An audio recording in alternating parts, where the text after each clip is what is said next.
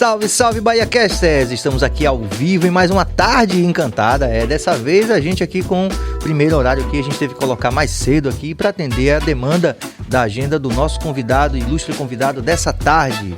É isso aí, você apoia o nosso canal, você se inscreve, você ativa o sino, você compartilha, você dá like, você faz tudo aquilo que todo mundo já sabe, mas você ainda precisa se ligar que a gente tem que fazer disso um hábito. Por quê? Porque se você fizer isso, não vai custar nada pra você. Você pode se inscrever em 1000 canais no YouTube, por exemplo. Não vai custar R$1 pra você, mas faz uma diferença muito grande, porque assim você informa o algoritmo que aquilo que a gente está fazendo é relevante. Então mais pessoas vão ter acesso a esse conteúdo e assim a gente pode ampliar essa discussão, que é esse painel que existe aqui há quase 2 anos, o BahiaCast, né não, Valente? E que eu tenho a honra de participar quase todos os dias aqui com você. O lugar de aprendizado gostoso é esse aqui. Graças a Deus. Então estamos aqui firmes e fortes, vamos anunciar o nosso convidado daqui a pouco, mas antes a gente vai fazer um breve giro aqui da nossa equipe, o nosso diretor técnico, Walterson Cabeça. Pronto, hoje com auxílio luxuoso da Tati. Tati tá aí. Tati Trade tá aqui com a gente, obrigado pela presença, vamos que vamos. Nossa diretora de produção, Suane Gomes. Aê, muito bem. E o nosso diretor geral do programa, Jorge Billy, está aqui. Estamos aqui. O chefe de tudo. Exatamente. Tá lá em cima. O cara da planilha. Isso aí. Pronto, Valente, vamos fazer rapidamente. Vamos fazer o giro rápido do de Alemar para abrir a mesa. Isso. Não é isso? E também, na sequência, aquele vinhozinho que eu acho que a gente merece, né? Com certeza. Faz aí. Então, deixa eu puxar rapidinho aqui. Hoje é corre-corre, minha gente. É corre-corre. Para você que ainda não conhece o de Alemar, nossos doces conventuais portugueses, está aparecendo aqui? Tá, tô vendo aqui na tela. Minha gente, o de Alemar fica no Rio Vermelho, na Galeria 14, que fica do lado do antigo Mercado do Peixe, né? Como é o nome? O antigo Mercado do Peixe, como é o nome hoje? Mercado do Peixe Antigo.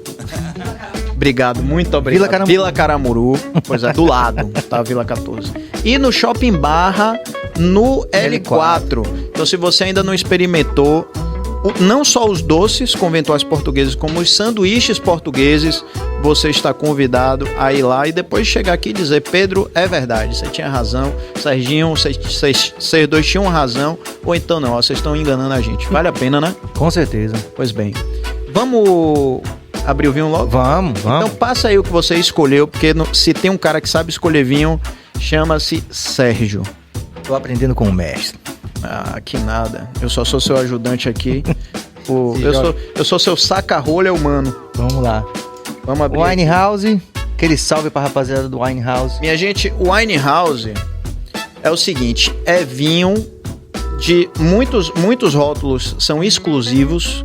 Todos os rótulos, ou quase todos, são abaixo do preço de mercado. Você não encontra o preço que você encontra na Winehouse. E os combos de vinho, às sextas-feiras, a entrega é gratuita. Então, no final de semana, fique bem preparado para curtir o fim de semana. Se programe. Quando chegar na quinta-feira, entra no Instagram deles e já olha lá quais são os vinhos que estão no combo. Vê aí, monta o seu combo e vai chegar em sua casa de graça. Olha que mamata. A caixa bonitinha. A caixa tá aqui atrás de mim, né? Bota a caixa aqui. Já tá em quadro. Tá aqui, ó. Tá aqui em quadro. Tá ali no fundo. E o Instagram você bota aí, Cabas? Se não já foi. Ah lá, ó. Nada como ter um diretor desse de corte, meu irmão. Pronto, é isso. O Winehouse tá feito.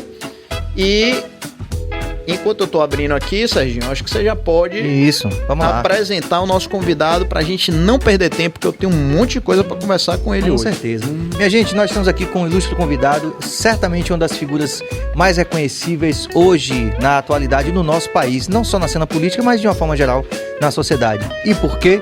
Porque ele é uma figura que tem também sido captado pelos holofotes de toda a mídia. Sim. Por conta da sua atuação recente na política, e parece que tem surpresa hoje, porque parece que essa atuação política de alguma forma vai continuar. Uma das figuras mais reconhecíveis que certamente quando a gente fala o nome, qualquer pessoa conhece.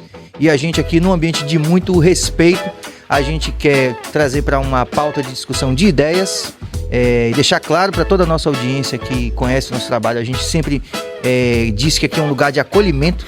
Isso aqui é um lugar de acolhimento. Nem sempre as pessoas que vêm aqui, a gente concorda plenamente com todas as ideias que são colocadas aqui, mas a gente sabe que censura não é mais admissível nos nossos dias. Então, a gente está aqui para confrontar ideias, quem sabe, para talvez concordar em alguma coisa, não sei. Você pode interagir com a gente, você já deixa seu comentário aí, manda a sua sugestão, porque a gente está diante aqui do nosso grande Padre Kelman. Obrigado pela presença, deixa eu esticar a mão aqui para apertar sua mão. Sérgio, quem agradece sou eu.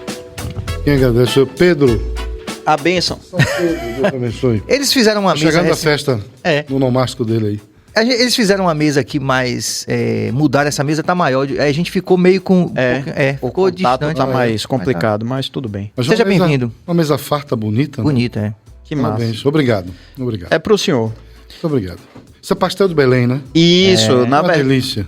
Pastel de nata. Eu queria que o senhor experimentasse daqui a pouco. Eu vou Não. Né, você sabe que podcast é isso aqui, né? Pode comer. Se der vontade de fazer xixi, levanta, vai. Não tem problema, sinta-se em O casa. padre gosta de comer, viu? Todos. É mesmo? É muito.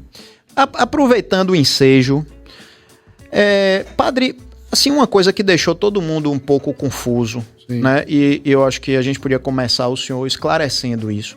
Por que é que no debate presidencial o presidente Lula ele questionou o seu ofício, que o senhor não seria padre? Por que isso? Porque certamente deve ser um ignorante religioso, né? Porque todos sabem que a igreja ortodoxa é uma igreja tão quanto a igreja romana. E nós só conhecemos a igreja romana. Quando eu falo igreja romana, é a igreja católica. Então, aqui no Ocidente, nós só conhecemos a igreja romana, porque foi ela que, depois da divisão do grande cisma que houve no cristianismo, foi a igreja romana que evangelizou todos os países ocidentais. E a igreja ortodoxa, ela permaneceu no Oriente. Então, se você vai a um país do Oriente, a Síria, o Líbano, lá você não vai encontrar igreja romana, igreja católica. Você vai ver padres nas ruas, freiras, monjas, igrejas bonitas, mas quando você entra e começa a participar da liturgia, você vai notar a diferença. Porque não são igrejas católicas apostólicas romanas, são igrejas ortodoxas, né? Então, isso se dá pela divisão histórica que houve entre o catolicismo ocidental e oriental a partir do cisma. E o que foi o cisma? Foi o racha político, teológico que houve no século IX, ali no início do na metade do século IX, 1054 mais ou menos, houve uma excomunhão mútua. Aí o Papa de Roma excomunga o Patriarca de Constantinopla e o Patriarca de Constantinopla também excomunga o Papa, e há um distanciamento entre as igrejas, as hierarquias, e o catolicismo naquele momento se racha e nasce duas vertentes da mesma árvore, né? Então nós rezamos o credo constantinopolitano, niceno-constantinopolitano, onde a gente costuma dizer: creio na igreja una, santa, católica e apostólica. Veja que a gente no credo não diz romana, porque esse é o credo antes do cisma e que não existia a separação, a divisão. Então hoje nós rezamos o credo nas nossas missas ortodoxas, nós rezamos todos os domingos ou durante a semana este credo. A igreja romana costuma rezar o credo niceno apenas na Páscoa. Uhum. Fora isso, é aquele outro credo reduzido, né, que fala lá, creio na igreja una, santa, católica, apostólica, romana. Né? Mas esse é o grande motivo das pessoas não conhecerem a igreja ortodoxa. Eu mesmo não conhecia.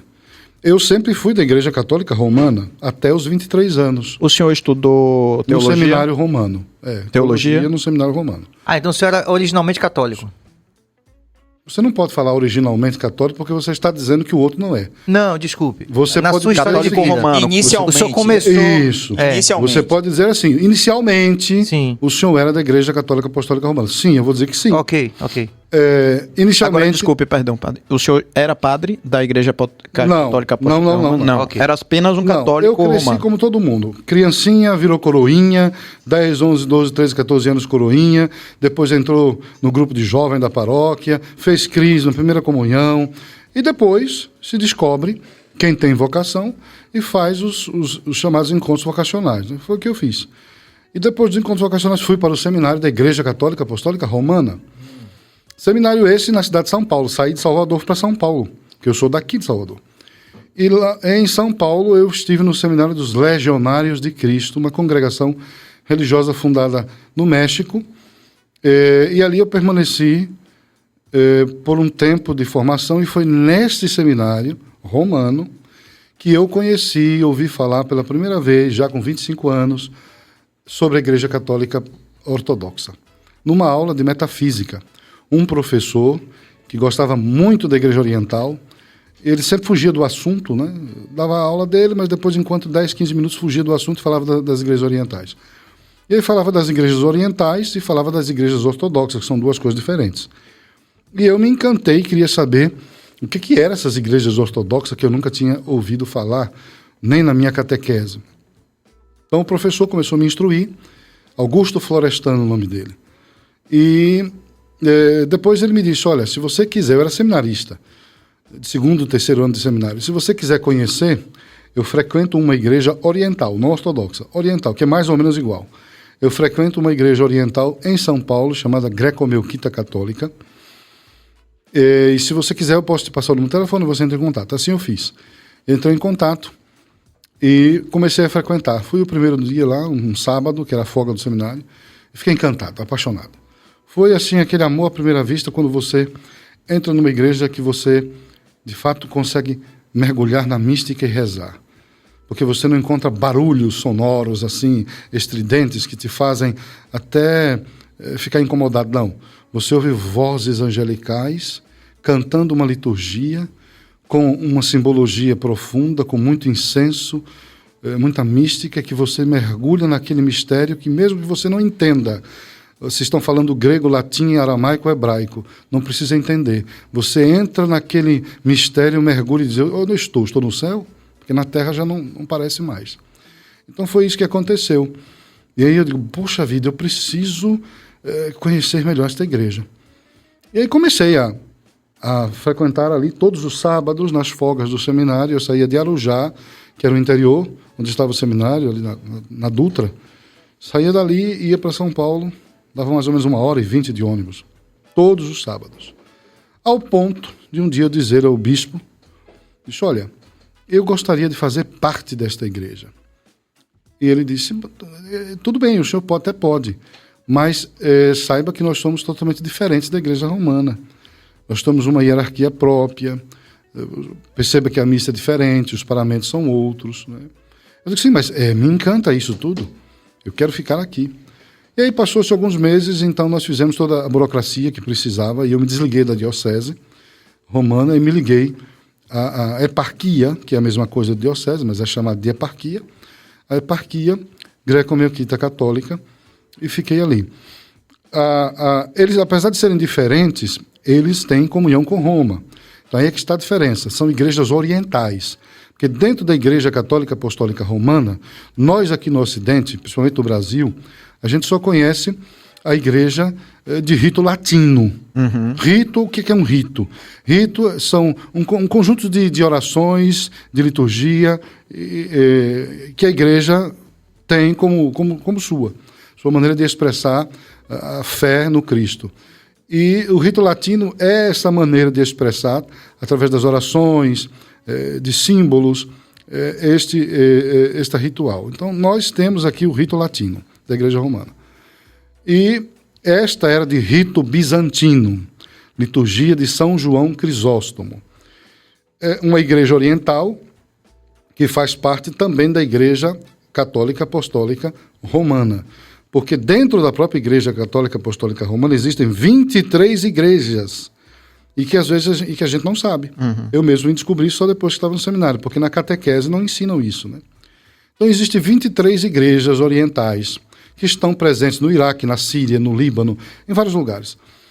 E Roma é a igreja mãe, né? A sé de Pedro está ali para os romanos, e por isso a gente conhece muito mais a igreja romana, o rito latino, né? E não os demais ritos que ficaram mais para o Oriente.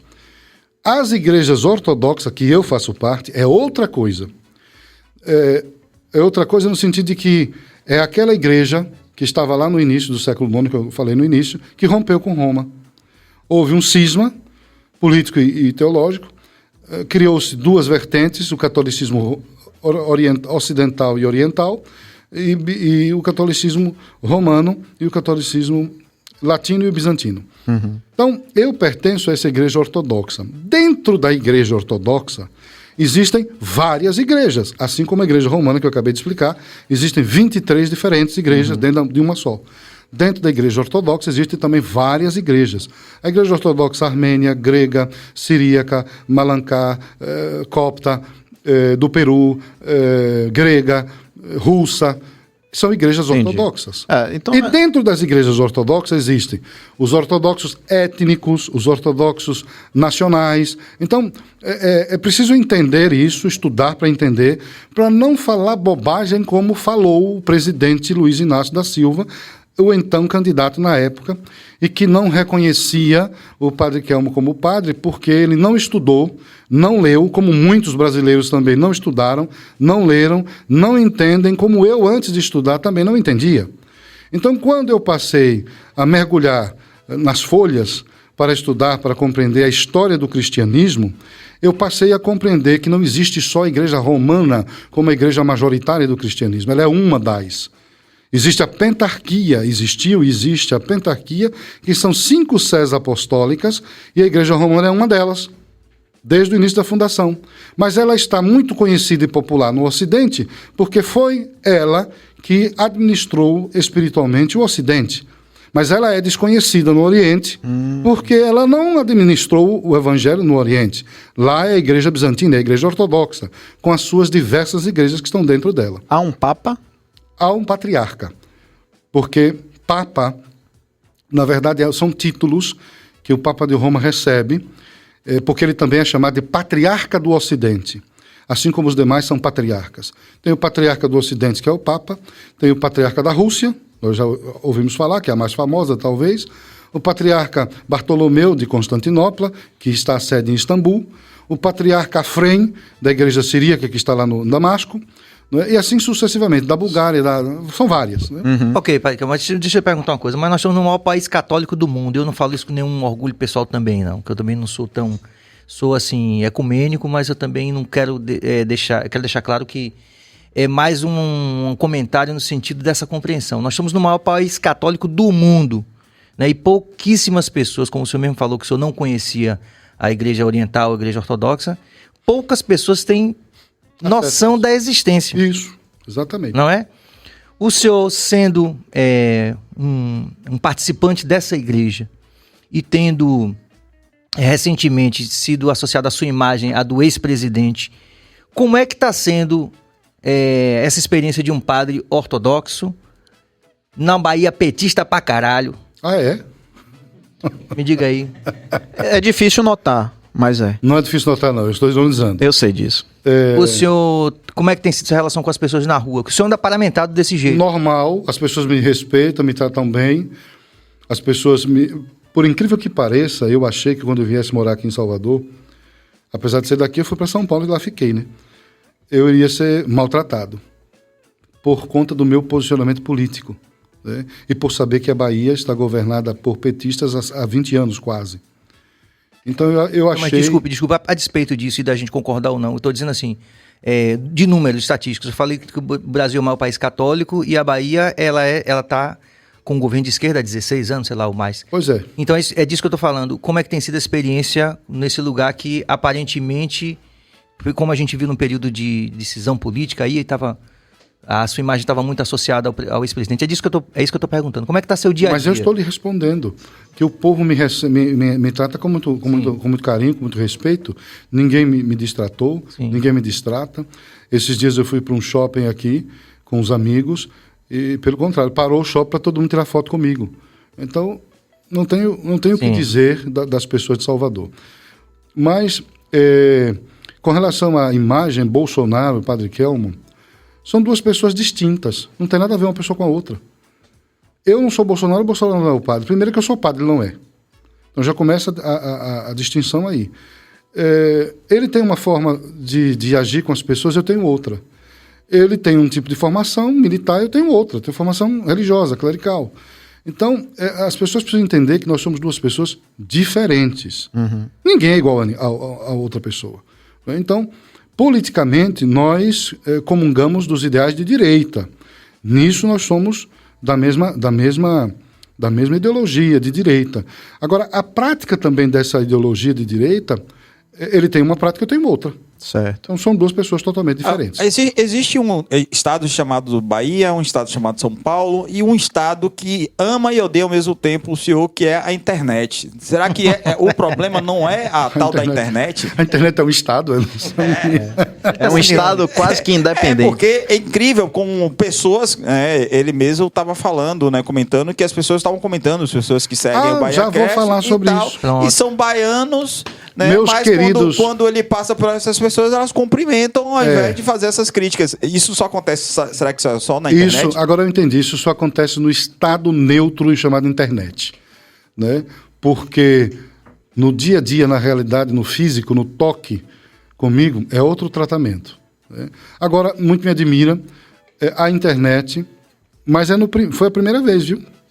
Primeira vez nesse site BahiaCast, né? No nosso canal. Então, colocaram lá a divulgação, eu compartilhei, colocaram-me como colaborador, eu aceitei, e eu mesmo costumo de acompanhar todos os comentários, de todo mundo. Então eu tiro lá 2 horas por dia para ver, responder, e aí eu estava observando que todos os comentários são comentários intolerantes. Então eu me pergunto, comentários intolerantes, comentários agressivos, comentários julgadores, e aí eu comecei a me perguntar, e eu respondi a essas pessoas. Eu comecei a me perguntar, digo, peraí, mas o que é que está acontecendo aqui? O que é que esses baianos, porque são da Bahia, são meus conterrâneos, mas não me conhecem? Então a pergunta que eu faço a eles, que devem estar ouvindo com certeza, você me conhece da onde? Você conviveu comigo quando? Qual é o seu grau de intimidade com a minha vida pessoal? Nenhum. E por que você me chama de lixo humano?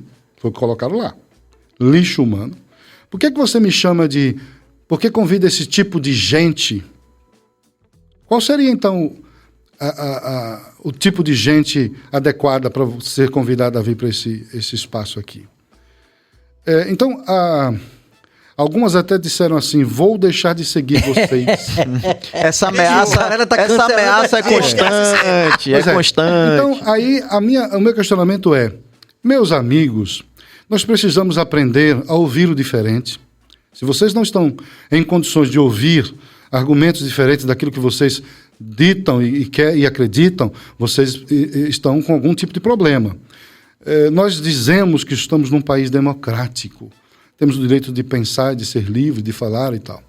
Mas a democracia não seria esse conviver com todo tipo de pensamento, de argumento, e não seria aprender também a enriquecer-se com o que o outro fala, com o que o outro pensa? Ou é um monólogo, vocês apenas querem ditar as regras e o outro deve seguir? Isso aí eu chamo de ditadura, né? Então, a gente precisa entender que quando nós não conhecemos uma outra pessoa, nós não podemos acreditar nas narrativas que grupos ideológicos constroem em cima daquela pessoa por querer denegrir a imagem ou querer tirá-la do caminho porque acha que vai impedi-la de atingir o seu objetivo de poder. Então, o grande mal que eu percebi nesses comentários aí hoje é justamente isso. As pessoas não conhecem o outro, não sabem quem é, e por isso levantam narrativas, porque alguém falou, porque alguém disse, porque alguém comentou. Mas e você? Sabe da fonte? Você tem o conhecimento para lhe dar a condição de julgar ou não, de afirmar ou não o que é ou deixa de ser aquela pessoa? Então, cabe também vocês pensarem que quando se acusa, se calunia publicamente alguém, existem as penalidades da lei. que podem ser impostas sobre cada um que fala aquilo que quer, mas que depois vai ter que ouvir aquilo que não quer. Então, é preciso a gente parar para participar das argumentações. Como o Sérgio falava aqui no início, nós temos que nos acostumar a conviver no mundo das ideias, a discussão, a argumentação. E se você não tem condição de argumentar e já parte para agressão, significa que você não tem conteúdo, é o que eu posso pensar. Não tem conteúdo, e aí ataca, agride, porque as armas que tem é isso, é o desrespeito, é a intolerância, é a agressividade verbal. Quando não, parte para a agressividade também física, né? Porque aí a gente já chama a polícia, né? Então, Mas o senhor nunca experimentou isso, por exemplo, andando na rua? Alguém não, nunca te agrediu? imagina, ninguém. Mas o que eu espero é que as pessoas que fazem esse tipo de coisa procurem conhecer quem é o Padre Kelmo. Procure saber da minha história, que deixei a minha paróquia em 2017, saí da minha paróquia e fui lá para Boa Vista para ver o que estava acontecendo com os venezuelanos que deixavam o seu país com fome e com sede. E ali permaneci 15 dias. E depois, para ajudar a concretizar alguma coisa, não ficar somente de palavras, procurei pessoas que me ajudou a livrar mais de 20 venezuelanos da fome, trazendo para cá, para Salvador e ajudando, e hoje estão todos estudantes e já estão terminando seus cursos acadêmicos. Então, você dizer que eu sou um lixo, você não me conhece, né? Quantas pessoas no sertão nordestino nós ajudamos a cavar poços artesianos e vocês não sabem. Então, procurem conhecer a história de alguém primeiro, antes de vocês agredirem e falar bobagem, né? Porque depois passam vergonha. Agora, me perdoe, todo mundo está muito ansioso para fazer pergunta, só quero fazer um breve, se me permite, viu, Pedro? Que é o seguinte, vamos lá. Toda licença. Quando foi marcada a pauta aqui, eu Esse imaginei... para beber? É para beber, a gente vai beber. Não, mas a gente vai brindar antes. Claro. Vamos brindar a diversidade das Claro. ideias. Tá bom, mas eu quero brindar também aqui a um amigo que está fazendo hoje 70 anos, Roberto Jefferson. Foi aqui. Vamos lá, que ele vai ser também citado aqui no nosso bate-papo. Vamos lá. Veja só, padre, o que acontece? Quando a gente começou essa experiência aqui do podcast, a gente logo descobriu que a gente tinha a possibilidade realmente de criar um espaço onde a gente realmente se encontrasse com o diferente. Sim.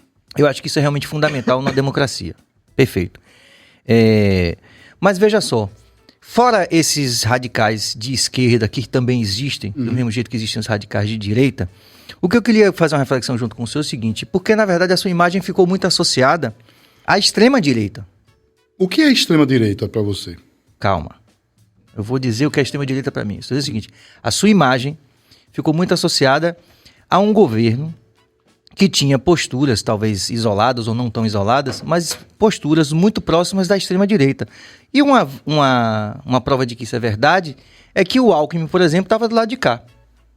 Ou seja, não é impossível para a gente discutir com a ACM Neto. Eu não acho impossível eu bater um papo com a ACM Neto. Eu não acho que a ACM Neto seja de extrema-direita. É perfeitamente compreensível dentro de um espectro democrático que a gente, mesmo sendo de esquerda ou sendo de direita, que a gente possa discutir com as pessoas que estão na bancada oposta, digamos assim. Mas ainda dentro de um gradiente que a gente considera democrático. Uhum. O senhor estava associado a algumas pessoas no cenário político que tinham já verbalizado em diversos momentos do mandato, enfim, da sua atuação política, posições de extrema-direita, como, por exemplo, apoio à tortura.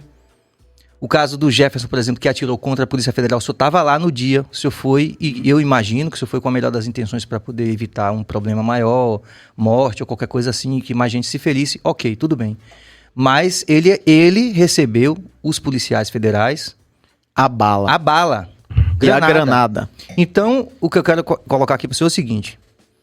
O senhor tem um grande desafio pela frente de provar para essa população toda que o senhor tem um compromisso com a sua devoção religiosa, mas o fato é que o senhor estava muito próximo de figuras não vou dizer de direita, veja só, de extrema direita.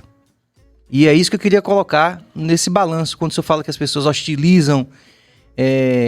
Na internet. Eu calculo aqui, do topo da minha da minha elucubração, da minha elaboração aqui, que o senhor tem um grande desafio pela frente, que é provar que o senhor não tem tanta relação assim com essas pessoas. Eu não tenho que provar nada a ninguém em primeiro lugar. Eu não tenho que provar nada a ninguém.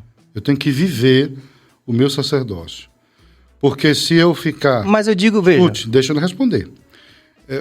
Provar... eu não tenho que provar nada a ninguém. O que é que eu tenho que fazer? Eu disse isso no Bocão, ele me fez a mesma pergunta que você está me fazendo. Pronto, então me ajude. Vocês falam de extrema-direita, de direita. Nem eu sei o que é que vocês estão dizendo, o que é direita, o que é extrema-direita. Sabe por quê? Porque, para mim, o que é que eu sigo? O senhor entende que tem, por exemplo, extrema-esquerda e esquerda? O que é que eu sigo? Existe extrema-esquerda e Não esquerda? sei. O senhor não sabe? Eu só sei que existe esquerda. O que é que eu sigo? Por que é que eu sou padre? Quem me inspira? Por que é que eu saio da minha casa, deixo o meu conforto e vou para Boa Vista e fico ali 10 dias na Praça Bolívar com os venezuelanos que não têm o que comer e beber? Por que eu amanhã estarei em Boa Vista de novo fazendo a mesma coisa? O que é que me motiva? É querer aparecer? É querer ser estrela? É querer estar sendo aplaudido pelas pessoas? Nada disso. O que me motiva é aquilo que Jesus Cristo nos disse, é por isso que a gente se torna padre. Ide por todo mundo, anunciai a boa nova, pregai, batizai, né? E aqueles que aceitarem serão os meus discípulos. Né? Vivam isto, abençoe aqueles que querem ser abençoados, levem a boa nova para todas as pessoas, busquem converter os corações para o Cristo. Esse é o papel do padre. Então, a minha motivação na política não é, primeiro, não é para enriquecer, porque eu já fiz voto de pobreza. Isso aqui, na minha cabeça, significa que eu sou monge, que fiz voto de pobreza, de castidade e de obediência. A minha participação na política, quando o Roberto Jefferson me convidou aqui em Salvador, foi simplesmente para que eu entrasse para fazer catequese dentro da política. E fazer da política uma pastoral, pelo menos no partido dele, no PTB. E foi o que nós fizemos. Está aqui o Sargento Mota, que não me deixa mentir, que foi quem levou o Roberto na ilha. E o acordo era esse: padre, me ajude a tornar o PTB um partido muito mais conservador, muito mais cristão. E eu entrei justamente para isso, para fazer a catequese com os jovens, para apontar os caminhos do sagrado para homens que vão viver mandatos que implica servir a comunidade. Porque todo político tem que ser servidor do povo, que a política existe para servir a comunidade, a coletividade, e não se servir do povo, enriquecer o seu clã, sua família. Isso é a deturpação daquilo que é a política. Então eu entrei com essa finalidade. Então eu não tenho que provar nada a ninguém. Por quê? Porque eu estou na política para a catequese, para evangelizar. Agora, o padre Kelmo se tornar político, no sentido de disputar cargos eletivos, isso foi um acidente que ocorreu quando o Roberto disputou. Ele era o candidato à presidência da República e o partido escolheu um sacerdote para ser o vice. Eu disse que não queria. Sim. Mas não pode, você tem que aceitar por isso, isso. Até me convenceram e eu aceitei. E infelizmente, depois, não foi permitido que o Roberto fosse o candidato a presidente. E aí, o que é que acontece? O partido, de novo, diz, olha, então vai ser você e o pastor Gamonal. Nós estamos num país cristão, então é bom que seja um padre e um pastor disputarem essa eleição. Sim, mas e a granada e o estilo na Polícia Federal? Calma. É isso que eu quero saber. Calma, eu estou lhe respondendo. E então já lhe disse sobre mim. Quanto Roberto Jefferson, todos nós sabemos da vida de Roberto, que está na internet e é vida pública. Não precisa explicar mais aqui. Agora, aquilo que as pessoas não sabem, que eu vivi lá nos bastidores, foi justamente o que você me perguntou, sobre as granadas. Aí a pergunta que eu lhe faço é essa. Também lhe faço uma pergunta. Ok. Roberto já estava preso há um tempo em casa com tornozeleira e vivendo uma pressão psicológica muito grande. Os valores que eram cobrados enormes de multa disso, multa daquilo, valores altíssimos. Não podia sair para nada com aquele negócio no seu pé. E se sentia injustiçado porque não cometeu crime algum.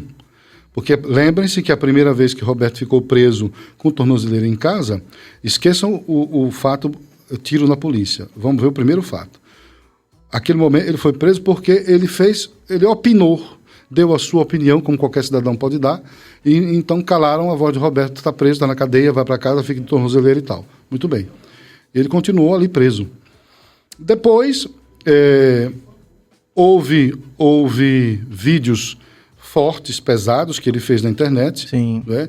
E ninguém pode dizer que isso não existiu, porque existiu. O seu lógico não apoiou aquele TU. Talvez ele foi infeliz em falar Sim. tão fortemente daquela maneira, eu não falaria. Sim. Né? Então, isso pesou um pouquinho, e aí ele permaneceu preso. Depois ele teve um vídeo que foi um pouco mais forte, e aí a polícia chegou na casa dele para levá-lo para o cárcere. E foi esse fato. Quando a polícia chega para levá-lo para o cárcere, ele se recusa a ir. Porque, e eu vou dizer o que ele me disse, né, quando nós chegamos lá. Porque, ele disse, padre, eu não posso, eu não vou me entregar, porque eu não matei, eu não roubei. O que eu fiz de errado, eu já paguei 2 anos de cadeia quando eu denunciei o mensalão. Então eu não devo mais nada. Agora eu dei minhas opiniões, me prenderam. Agora mandam a polícia aqui de novo. Não vou aceitar isso. Né? E coube a mim, o pastor Gamonal, quando nós recebemos a ligação dele no caminho, quando íamos para um outro destino e tivemos que mudar a rota para ir até a casa dele, coube a nós dois intervir. Né? Nem fomos nós, eu acredito que ali foi o Espírito Santo, porque ele estava com um fuzil na mão, transtornado, o rosto muito agitado. E quando nós chegamos, a primeira coisa que nós falamos foi, presidente, o que é isso? E aí ele ficou olhando assim, parado para a gente, com a arma na mão, mas o rosto bem transtornado, um olhar bem estranho. Depois, nós ficamos mais de 1 hora conversando com ele, mostrando toda a realidade dos projetos que nós tínhamos no Brasil, das coisas que ele falava, de todo o projeto conservador e cristão no partido. Até que ele se convenceu, parou um pouco lá e tirou a arma, depois de 1 hora e pouco, tirou a arma do pescoço, me entregou, disse, ó padre, chama lá o comandante da operação e pode me levar, o senhor está certo. E me entregou a arma, entregou os pentes de bala, é pente que fala, né? E saímos, aqueles negócios sim, de bala. Sim. E saímos, eu e o pastor, e fomos entregar, e você já sabe o resto que vocês viram na televisão. Isso, exatamente. Mas assim, só para deixar claro, então, essa atitude dele de receber a polícia, a bala e a granada é algo que o senhor não concorda. Claro que não. Se eu concordasse, eu tinha que rasgar minha batina. Você não acha? Não concordo. É tanto que nós dissemos a ele por mais de 1 hora de conversa, né, para ele se entregar, porque ele fez uma coisa errada. Né, que esse não era o caminho. Né? Então Agora, nós fomos os negociadores, na verdade, ali, para ele não se matar, porque ele ia se matar. Ele ia atirar na polícia de verdade agora, porque naqueles primeiros tiros foi na viatura. Foram mais de 50 tiros, assim dizem. E nesse segundo momento a polícia ia invadir a casa. E aí você imagine, né? A polícia invadindo a casa, ele armado. Você acha que aconteceu o quê?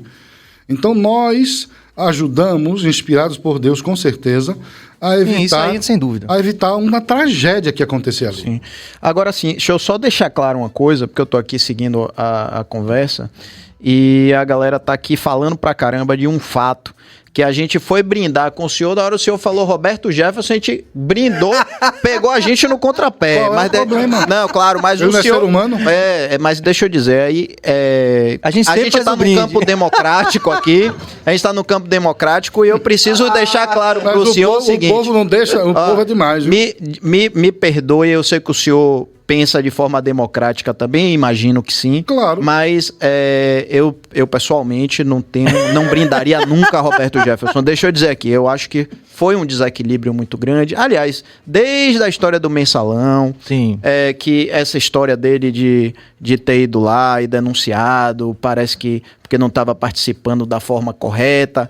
Eu acho, assim, eu pessoalmente, me permita falar, eu sei que é amigo do senhor, o senhor tem o direito de não gostar de algum amigo meu, pode até não gostar de Serginho de repente. É mesmo. Mas assim, gente, eu não brindei a Roberto Jefferson, tenho certeza que Serginho Gente, também eu vou defender, ele Tipo, não brindou a Roberto Jefferson, não. Ele brindou ao dom da vida. Isso. O Pronto. dom da vida que Roberto Jefferson também tem direito a viver, claro, não tem? tem. Então hoje é Claro. aniversário dele, 70 anos, o que é isso? 70 Vocês estão fazendo uma crítica a Pedro errada. Será que ele vai brindar a morte? Nós estamos Não, celebrando nunca, o jamais, dom da jamais, vida. jamais. Um homem que fez 70 anos, ou vocês são humanos ou vocês são o quê? Com certeza. Inclusive, Tomaram uma chamada do padre. tem né? bastante interação aí, não tem? Olha, tem bastante, vamos lá. Agora uma coisa, antes da gente chamar a primeira coisa, eu realmente queria falar que uma coisa que o padre falou aqui, eu concordo muito e bato nisso aqui o tempo inteiro. Minha gente, a gente pode pensar diferente, a gente deve, inclusive, pensar diferente, porque é do pensamento diverso que a gente evolui nas ideias. Claro. Então, não vamos simplesmente porque aqui está o Padre Kelmon, que você não gosta, supostamente não gosta, que a gente vai dizer, eu vou cancelar o Biacast. Gente, pelo amor, a gente é melhor que isso. Que besteira, Por me rapaz. cancela. O Serginho que tá dizendo. eu Por não. me cancela, na verdade eu não tô mais nessa não. Acho que a gente precisa realmente dessa oportunidade da gente confrontar ideias. É claro. Né? Eu acho assim que para mim tá tudo muito claro. Quando a gente tem essa possibilidade de estabelecer um lugar de respeito onde a gente ouve a diferença, tá tudo certo. Eu posso sair daqui, por exemplo, sem concordar com nada do que o Padre Kelmon tá dizendo. E eu sem concordar com nada que você disse. Exatamente, mas tá tudo certo. Mas a gente não tá por isso, por causa disso, se tratando com desrespeito ou nada dessa natureza. Não Mas dá pra vamos mim, não. adiante. Nós somos evoluídos. Somos Se seres quiser me humanos. cancelar, tem o meu Instagram pessoal, que tem só 100 pessoas, viu, gente? Pode me cancelar, tá de boa. Vai ficar Vamos 99. Agora, valorizar vamos a lá, interação? Vamos. Padre, tem aquela questão do partido que você já foi PT, que parece que essa vai ser sua cruz, que as pessoas sempre vão estar perguntando. Porra, tu já foi Vixe, PT? Mas cruz, Eu não por que sabia, cruz? não. Porque acredito que você Que hoje não só tá goste na do posição- partido do Não, mas PT. por que cruz? Eu sei, né? Que as pessoas Não, que as sempre pessoas vão, falam, tipo, mas ele Todas já as foi pessoas não têm o petista. direito de errar. É, Então, mas é isso. O senhor considera um erro ter sido PT? claro, um erro gravíssimo. Fala aí sobre isso. Um erro gravíssimo. Porque uma pessoa de bom senso não pode fazer parte do PT. Não, mas aí, necessariamente... Vou lhe dizer o porquê. Necessariamente? Vou lhe dizer o porquê. Como é que você faz parte de um partido que é abortista? Se todos nós... Não, se aí nós também você tá sendo muito radical. radical não, você já leu o estatuto do PT? Não. Você já leu o estatuto? Bom, pode falar. Fala o que o senhor pensa. Diga o que o senhor pensa. No estatuto do PT, eu digo isso com base. Em 2010, eu, o bispo de Guarulhos, Dom Luiz Gonzaga Bergonzini, Padre Berardo e outros padres da Diocese de Guarulhos fizemos uma campanha para mostrar às pessoas e dizer às pessoas, não votem nos candidatos do PT. A igreja de Guarulhos fez isso e eu estava ajudando. Não votem, porque é um partido que defende o aborto. É um partido que defende as pautas que o cristianismo não defende. É um partido que defende a ideologia de gênero. Então, como é que um cristão pode fazer parte de um partido desse? Quando eu vejo um padre ou um pastor que defende um partido desse ou que faz parte de um partido desse, eu fico sem saber entender o que está acontecendo na cabeça daquele cristão. Porque o dom primordial, a coisa mais importante que nós temos é a vida. E você fazer parte de um partido que trabalha, que maquina para defender o aborto, para matar o ser humano inocente, indefeso, dentro do ventre de uma mulher, que não é uma extensão do corpo da mulher como uma unha que você corta e nasce de novo, mas é um novo ser humano que está apenas ali, sendo cuidado num ventre, mas é outra pessoa, não é extensão da mãe. Não, o senhor pensa assim e eu respeito, o senhor tem direito de pensar Não, eu assim. que penso não, isso é lógico. Calma, peraí. Isso é lógico. Peraí, não é questão de lógica, é questão de E é posicionamento. questão de quê? Posso falar? Pode. Posicionamento político. Não, Posicionamento político. isso é posicionamento político não. Isso Mas é peraí. lógico, isso é cristão. Não. Não, mas peraí, rapidinho. Desculpe, Serginho, mas assim, posicionamento político, Político, sim, claro. eu acredito que... Isso não é nem direito eu à acho que esquerda, isso é o direito à isso. vida. Na verdade, eu penso o seguinte, que aí corre o risco de ser a coisa da gente estar politizando tudo, a minha opinião. É. Eu acho que Concordo assim, com você, Pedro. é uma questão... Mas eu não terminei. Deixa é eu uma só... questão filosófica, É, eu vejo veja só. como uma questão Eu filosófica. concordo com você, Pedro, Perfeito. exatamente. Veja, tudo bem que a gente pode discutir essa questão no plano filosófico, mas acontece que a gente vive num estado laico. Mas o Certo. povo não é laico, o povo é cristão. O Estado pode dizer que é laico, que não tem uma religião definida, mas o povo que faz parte desse Estado defende o cristianismo. Certo. 84% da população do Brasil é cristã. Ok. Os outros 16% Mas eu também quero falar, seu padre. é da Umbanda, do Espiritismo. Seu padre, mas deixa eu falar todos também. Você me convidou, eu tenho que falar, então. Não, mas Deixa eu peraí, só fazer mas eu o- pedi a palavra. Peraí, deixa eu fazer o seguinte, vai Eu pedi falando pra- aí, Serginho, que eu vou servir o padre, porque estão dizendo Pronto. que o padre ficou nervoso, que tá Não, eu não estou nervoso. Minha gente, eu não estou nervoso, eu sou desse jeito. Quando vocês me conhecerem eu tô- mais, tô gostando. vocês vão saber como é que eu sou. Eu tô gostando do senhor assim mesmo. Mas eu fica não à sou vontade. nervoso, não. Eu falo Fica à assim. vontade. Ele já esteve aqui com Sheila Não, Varela. Bim me falou, Bim me Ele falou. sempre foi... Ele Eu Eu sempre sei. falo desse jeito. Eu sei estou que é. no altar fazendo pregação, é desse jeito. Pronto, eu sei estou em que é. casa conversando com minha mãe, é desse jeito. Eu sei que é porque Billy me falou. Pois é. O senhor pode ficar à vontade. Mas, Não, Pra meu não jeito. acharem deixa eu que falar. Ele está... Não, é o Não, jeito não dele, estou tá? doidão, não, que eu não uso droga. mas deixa eu falar. Veja Inclusive, só. eu acompanhei Veja até só. o meu meu sócio aqui. Eu falei, é um caba A gente... de direita. Você estava aqui naquele Esse dia? é um caba de esquerda. Vamos lá, Diga. Veja só. Sérgio. A gente Desculpe aí, pode... Não, tá de boa. A gente pode discordar Pode do comer ponto de aí, vista nossa, filosófico. Tô de boa também. Não, se posso. Claro que Claro. pode. Para arrumar guardanapo aí, meu amigo. Se você não quiser, Veja, a gente pode, guardanapo aí, a sim. gente pode discordar, pode discutir essa questão do ponto de vista filosófico, mas o que eu quero deixar claro é o seguinte: gostoso. nós vivemos num estado laico, para bem ou para mal. O senhor pode gostar, eu posso também não gostar, enfim, Eu não acho é isso que o povo não é laico. Não é isso que ele está dizendo, mas o governo instituído, ele é laico. Então, Já lhe expliquei que o povo não é laico. Sim, mas... Ele tá falando a questão institucional. Estou falando o Estado de Direito brasileiro, ele é laico. E por que o Estado é laico? Ele tem direito de matar as crianças no ventre da mãe? Não estou dizendo isso. Eu estou dizendo que essas discussões, elas devem também fazer parte do discurso cidadão, do discurso político. Se eu vou concordar pessoalmente ou não, aí é uma outra história. O que eu estou querendo dizer para você é o seguinte: a gente não pode alijar o governo brasileiro, o Estado de Direito laico, dessa discussão, como de outras discussões que são também prementes. A gente não pode simplesmente dizer que o aborto ou qualquer outra questão que é tão polêmica contra o aborto, como jogar granada na Polícia Federal, que isso não possa ser Não discutido. compare uma granada com aborto. Peraí, seu padre. Não compare. Mas a granada também não pode matar uma pessoa? Peraí, aí também não. Mas a granada não era nem granada daquelas... Eu não sei os nomes técnicos. Era uma granada que solta fumaça. Efeito Sargento, me moral, ajude, né? que não me... É granada de efeito. Efeito Uma moral. granada que solta fumaça. Mas Mas veja, a granada soltava fumaça e ele comparou com aborto, com a não, vida. entenda, não estou descomparando com o aborto, eu estou dizendo o seguinte, que nenhuma dessas discussões polêmicas pode ser categoricamente alijada do processo de discussão do Estado laico.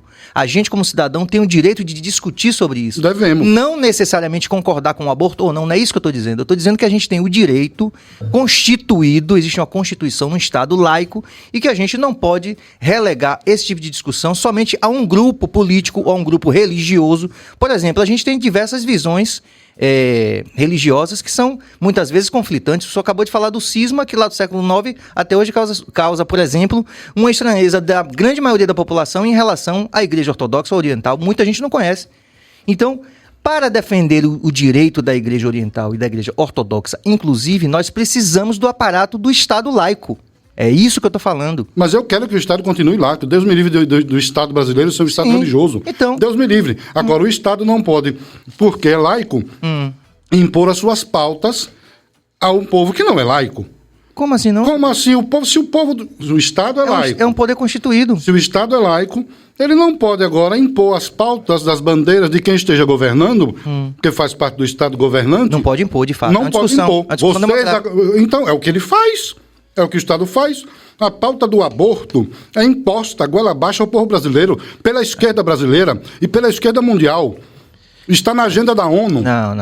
Não o quê? A ONU é de Pelo esquerda? amor de Deus. A ONU é de esquerda? Só não é de direita.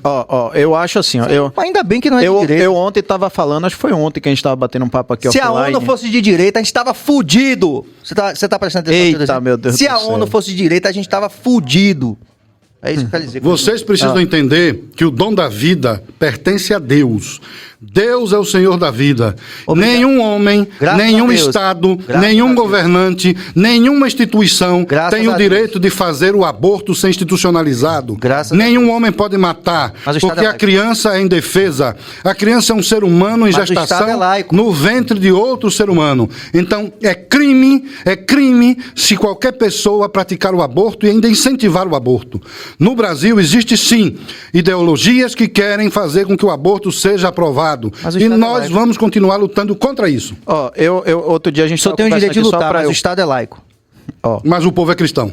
Ok, mas o Estado é laico. Padre, uma Ó, pergunta. rapidinho, só um minuto, porque outro dia a gente estava conversando aqui, não sei se ontem, anteontem, e eu fico muito triste, assim, da gente, a gente polarizar tanto, sabe? E colocar nas mesmas cestas determinadas coisas. A gente estava conversando disso outro dia. Granada é uma Por coisa, exemplo, aborto é outra. Por exemplo, É isso que você tá dizendo? O quê? Granada é uma coisa e aborto é outra? Não é nesse mérito, não. Ah, O que eu só desculpa, queria continua. dizer é o seguinte, que eu, por exemplo, eu sou contra o aborto. Terminantemente contra o aborto. Mas isso não me faz alguém de direita. E eu gostaria de ter o direito de acreditar em determinadas coisas de direita e de esquerda de uma maneira livre, sem medo de constrangimento, de eu me sentir constrangido. Eu não tenho constrangimento disso, de falar, sabe? Então, assim, eu acho o aborto, sim, um absurdo. A minha opinião pessoal, veja bem, pessoal, eu não vou, de maneira nenhuma, querer mandar pro inferno quem acha diferente e tal. Mas não queiram que eu pense igual a todo mundo que tá pensando. É a minha opinião, desculpe o desabafo, na verdade, aqui. Não é nada com você, nem com você, não. Eu tô falando porque, às vezes, a gente pega e coloca tudo dentro de uma cesta. Só tem 2 cestas. Ou é essa, ou é aquela. E se você discorda disso aqui, você tá nessa cesta imediatamente, eu não me sinto assim. Simples. Eu não tô nem discutindo o lado, eu tô dizendo que o Estado é laico. Eu só disse isso. E eu tô dizendo a você que eu dou graças a Deus que o Estado seja laico. Mas o povo é cristão. Pronto. Beleza. Vamos adiante. Vamos para as interações que o bicho tá pegando. Vamos nessa. Então, basicamente, é o pessoal pegando... Pegando no pé do padre, porra, bicho. Galera, vamos estudar a igreja ortodoxa, minha gente. Porra, aí também não. Por enquanto, não Vamos conhecer. assim...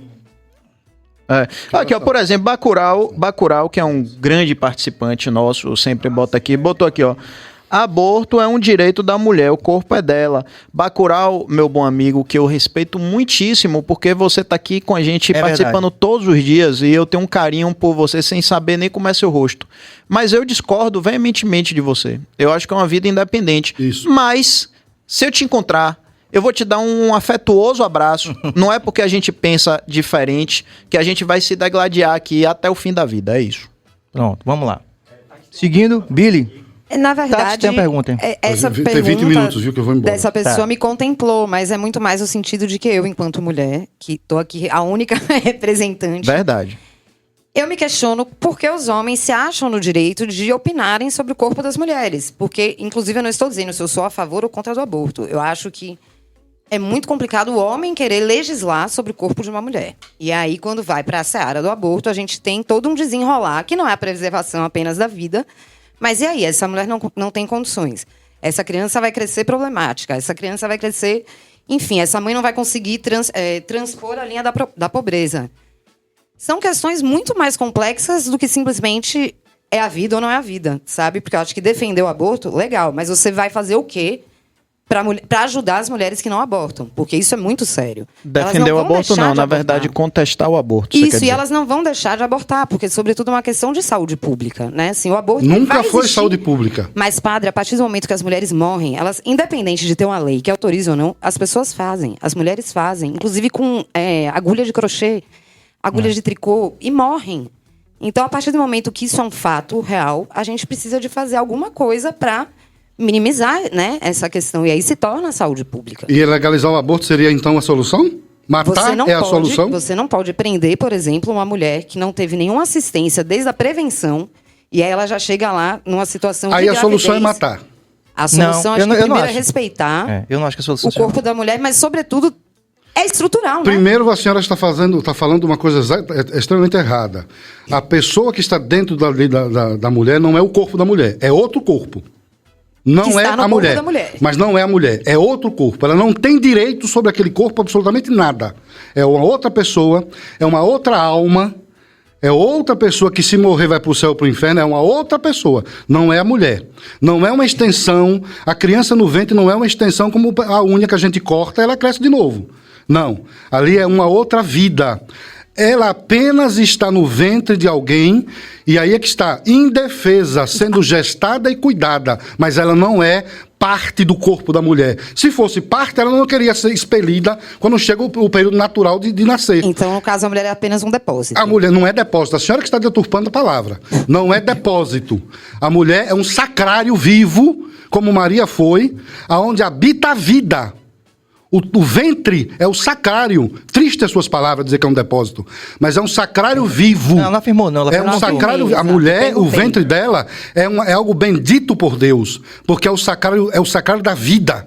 Ali está o depósito. Agora falando bem, o depositário ali é da vida humana. É da graça de Deus que está dentro da mãe. Mas ela não é dona daquela vida. Ela é apenas um presente que carrega a vida dentro dela e que vai perpetuar a espécie humana a partir desse ato do amor entre um homem e uma mulher que gera um novo ser. Gera um novo ser. Não é a extensão da mulher. Então, esse discurso feminista, esse discurso de esquerda, que está aí na cabeça de todo mundo, né? É isso que a gente precisa consertar na cabeça das próprias mulheres. Quando vocês abortam, vocês passam por traumas terríveis. Querem discutir? Chame Elba Ramalho, que já abortou, chame Zezé, que já abortou, e ela vai lhe contar todo o trauma que passa uma mulher depois que aborta um filho. Mas vamos deixar claro uma coisa. Vamos deixar de abortar, padre. Desculpe, Tati. Vamos deixar claro só uma coisa. Eu não estou defendendo certo ou errado. Eu estou dizendo que essa discussão faz parte de uma discussão cidadã. Eu já te entendi, Sérgio. Que é amparada pelo Estado laico. Então, o povo não é precisa, mas a gente precisa parar de colocar verdades absolutas e partir para uma discussão mais igualitária. E precisa parar das narrativas, porque a esquerda faz narrativas para deturpar a verdade. E não querem dizer que é mentira. Seria muito difícil o padre... O padre só tem 10 minutos, pessoal, gente. Vamos adiantar aqui. O padre Kelman só tem 10 minutos. Não, eu vou viajar. Seria muito difícil o padre defender aborto. Aliás, a gente nasceu numa geração que seus pais, seus avós não defendiam o aborto por questões, inclusive, religiosas. Seria muito difícil que a gente aceite que o padre vá querer... Sim, nós não estamos questionando a visão dele, não. Não, e vocês não vão... Nós não estamos discutindo... Não estamos discutindo a sua visão, não. Tempo, é e temos vários assuntos a serem abordados. Acho que vamos Mas eu só tenho 10 minutos, eu já vou... Eu sei, é rápido. Calma, aqui é 10 minutos, dá Meu pra filho, eu vou perder o voo, você vai pagar minha passagem? Pago. Agora vamos fazer um acordo? Não. Quer fazer um acordo? Não quero fazer acordo, não. Eu tenho compromisso do outro lado quando eu chegar. Mas que horas é o agenda compromisso? marcada e tudo. Que horas? Não, eu não posso demorar. Vá, diga. Não, porque senão eu pagava, Ele mas já o senhor tinha um tinha compromisso de combinado, ficar já mais tinha 1h30 aqui. Eu avisei a ele que eu não podia. Tudo bem. É o Mas diretor dá geral. tempo de eu te fazer mais uma pergunta? Uma pergunta dá. Só uma? É porque eu demoro a responder. Mas então tente ser um pouquinho mais conciso, padre. Vem cá, o que eu acho assim, e o senhor pode me clarear, é que eu vejo de maneira muito diferente, muito diversa, a função de um sacerdote e de um político. Como é que o senhor vê isso? O senhor acha que há uma interseção grande, ou isso atrapalha ou um ofício ou outro? Não atrapalha. No início eu achava que não daria certo, mas agora eu percebo que dá certo. Sabe por quê? Porque qual é a função de um sacerdote? Servir. A primeira função do padre é o serviço. Na quinta-feira, Jesus institui a Eucaristia, que é a missa ali, mas ele também faz o lava-pés. E no lava-pés, o que é que ele diz? Eu que sou o mestre e Senhor, lavei os teus pés. Então vocês vão e façam a mesma coisa. Lavai os pés uns dos outros. É o que Jesus diz aos seus discípulos que estão ali. Esta é a natureza do sacerdócio. Lavar os pés dos outros, servir as pessoas, salvar as almas. Então, o meu papel como padre é isso. Espiritualmente, cuidar da salvação da tua alma. É apontar o caminho para você, o caminho do Cristo, dizer para você, olha, não vai por aqui porque você vai se encontrar consigo mesmo, e encontrar-se consigo mesmo às vezes é se afastar de Deus, do sagrado. Então você vai por aqui, não é? Você está cheio de problemas, tentando tirar sua própria vida, e eu sou colocado no seu caminho, e aí o meu papel é ajudar a você, dizer a você, olha, a vida é um dom de Deus, você é maravilhoso, você é ser único, nunca mais vai existir outro Pedro na face da terra, você é uma obra-prima de Deus, imutável, então por que você vai tirar a sua vida? Então este é o papel do padre, levar as pessoas à igreja no domingo, consagrar a Eucaristia e dizer, olha, tomai e comer, isto aqui é o meu corpo, isto aqui é o meu sangue, é fazer Jesus real e presente, vivo ali para entregar às pessoas. É aliviar aqueles que estão cansados, cheios de problemas, quando você na confissão recebe a carga do outro e dá ao outro a graça do perdão e aquele outro sai reconciliado com Deus. Isto é a vida do padre. A vida sacramental e espiritual do padre. E a vida social do padre, qual é? Amparar as viúvas, cuidar dos órfãos, ajudar as mulheres que estão querendo abortar, não abortar, servir as comunidades carentes, ir para as favelas, como a irmã Dulce ia, ir para as favelas, cuidar das pessoas, construir orfanatos, construir hospitais. Este é o social do padre. E o político do padre, qual é? é ajudar a política, pelo menos é o que eu quero fazer, ajudar a política a voltar às suas origens, voltar à sua essência, aquilo que ela, para que ela existe, né, para servir.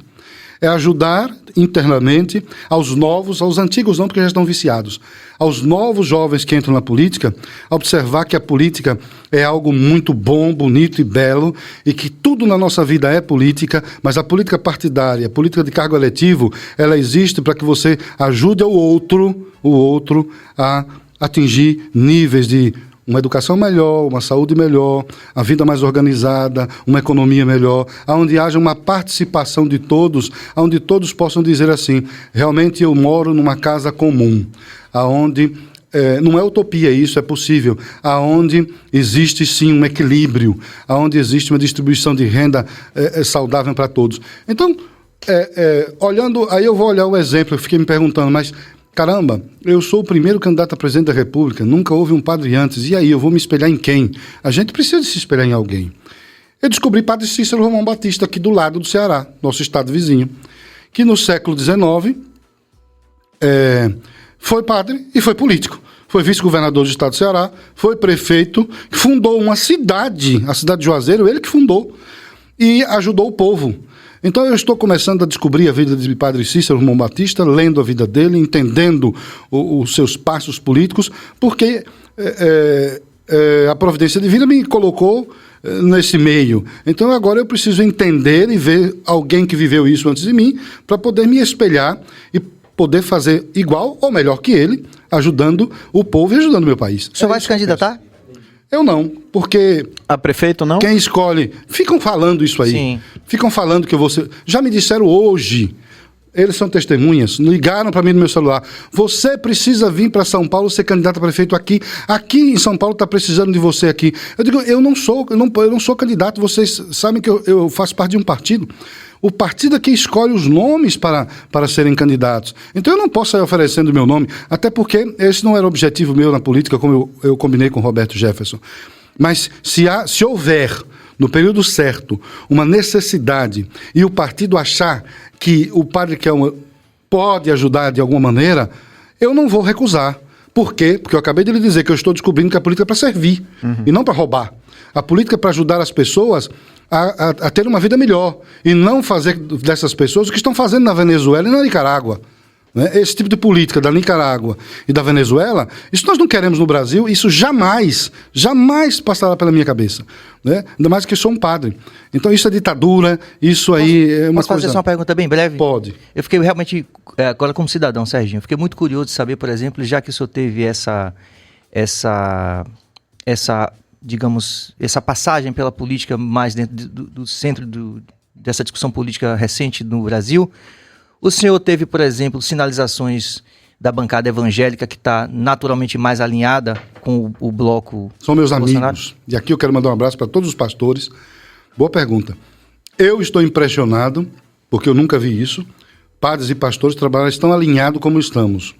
Domingo eu fui para uma igreja evangélica aqui em Salvador, levado pelo sargento Mota, que um pastor amigo dele solicitou, pediu. Fui para lá, fui recepcionado, Nossa Senhora, de uma forma tão digna. Eu entrei, sentei ali quietinho, daí a pouco os pastores vieram lá do altar. Não, vem aqui para o altar conosco. Ali fiquei, permaneci. Em Juiz de Fora eu estive lá, os pastores já estavam sentados no banco, me viram, me tiraram de lá e me levaram lá para cima para o altar. O senhor tem que ficar aqui conosco. O meu candidato, o que compunha a minha chapa de vice na chapa de presidência, era um pastor evangélico da Igreja Quadrangular, pastor Gamonal, e nós somos amigos íntimos. Ele vem para minha casa, eu vou para a casa dele, a gente discute assuntos do Brasil, assuntos de igreja entre nós. Eu tenho um grupo de amigos para tomar vinho. Tenho um grupo de amigos que toma vinho. Não, eu estou dizendo que eu tenho um grupo de amigos que toma vinho. Mas é bom, lembrando que só para... E esse grupo de amigos, nós nos reunimos de vez em quando, ou em Juiz de Fora, ou em São Paulo, ou na Bahia, e vamos tomar vinho. São pastores e padres. 4 pastores e 3 sacerdotes. A gente se junta para falar do Evangelho, para falar do Brasil, e para dizer o seguinte, nós precisamos ajudar o povo cristão a se unir. Nós precisamos quebrar essas barreiras que E existem entre nós. essa ideia eu gostei, padre. O quê? Essa ideia eu gostei. Sim, mas nós estamos vivendo isso. Então, para mim, é impressionante. Porque está dando muito certo.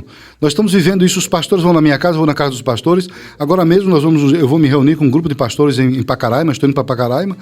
Então, é algo... É Deus agindo. O que eu posso pensar? É Deus agindo. Porque é uma amizade, assim, inexplicável. E uma coisa que me chama a atenção é que os pastores estão muito mais amigos do Padre Kelmo, muito mais próximos do que os padres da Igreja Romana. Eu não tenho amigos da Igreja Romana que me convidam para ir para suas casas para conversar, para discutir assuntos da igreja. Isso eu achei curioso. Pois é, para discutir assuntos da igreja, para discutir assuntos do Brasil. É muito fechado, né, padre? Os padres da Igreja Romana estão fechados no grupo deles. Os pastores de diversas igrejas, Batista, Assembleia, Pentecostal, disso, é que me chamam, me E convidam. o povo de santo? Como é a sua relação com o povo de santo? Rapidinho, antes Boa. dessa resposta, Tem até um aqui. peraí, calma. Vai lá, meu amigo. Antes da resposta, O um meu minuto. motorista. Calma aí, calma, padre, um minuto. Pessoal, aproveitem. Vocês estão interagindo como poucas vezes no Bahia Cash, concordando, discordando. O que importa é a gente levantar debates. Mas vocês não estão lembrando uma coisa importantíssima, que é deixar o like pra gente. Porque quando você deixa o like, você nos dá relevância, pessoal. E isso é o que paga todas as contas no final disso tudo Eu tinha aqui, essa tá bom? pergunta para fazer. Pronto. Justamente, como é que você Mas ganha desculpe, dinheiro? desculpa. Agora você respondeu. É com esse negócio do like aí. A gente né? vende caneca, padre. Então, mas essa aqui você vai me dar, hein? Essa aí você vai me dar. Não, padre, graças a Deus são os patrocinadores que mantêm a gente, né? Como o de Alemar, como o Wine House, como a Sunrise, Reserva do Vale. Reserva do Vale, no melhor café E o like do Brasil. também, né? E o like, É que importante. faz a nossa mensagem, esse episódio, chegar mais pessoas. É bom pro senhor, é bom pra gente, é bom pra quem gosta do trabalho do BaiaCast. Bom, Padre Kelmo, Salomão disse que, mesmo sendo vaidade... Mesmo, pronto. 2 minutos, vamos é terminar. rápido. Vou perder meu- Já é o final aqui. Salomão disse no Cântico dos Cânticos que, mesmo sendo vaidade, o conhecimento é melhor do que a estultícia. E eu queria dizer ao senhor que o BaiaCast está de portas abertas para o senhor falar muito mais da Igreja Oriental, da Igreja Ortodoxa, porque realmente a gente tem muito você vai pouco... deixar mesmo? Sério? Tá bom, então eu venho. Eu acabei de dizer que estou louco atrás de alguém que deixa a gente falar sobre a Igreja Ortodoxa. Por que não? Porque é desconhecida, entendeu? Exatamente. Desconhecida. Eu comecei falando de Salomão justamente por isso, porque o conhecimento, mesmo sendo vaidade, ainda é melhor do que a ignorância. E Eu por agradeço demais. isso eu agradeço a sua presença e toda a equipe que o senhor trouxe com o senhor. Mais uma vez, né, enaltecendo essa coisa que é primordial para a gente, que é um lugar de acolhimento, e que fiquei feliz de que todo o nosso debate foi no campo das ideias. Isso. Exatamente. Bom é assim, né? Sem agressão, Isso. sem verbalização de coisas Sim, ruins, sim, como perfeito. nós vimos nos comentários. Né? Mas eu vou lhe responder sobre o povo de santo.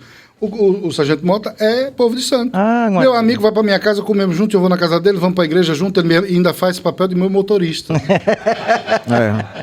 Entendeu? Deixa eu apertar sua mão aqui em sinal de agradecimento em nome de toda a equipe. Obrigado de coração. Pedro, É uma obrigado. pena que a gente está com um tempo muito, enfim, o Apertado, Padre né? Kelmo tem uma agenda realmente muito concorrida. A gente agradece a cada um de vocês, né? E a gente fica nessa vontade de trazer mais vezes o Padre Kelmo aqui para Eu falar volto. sobre a Igreja Ortodoxa, sobre o que ele quiser dizer também, se ele quiser falar, Volto. o microfone está aberto aqui, as câmeras estão abertas.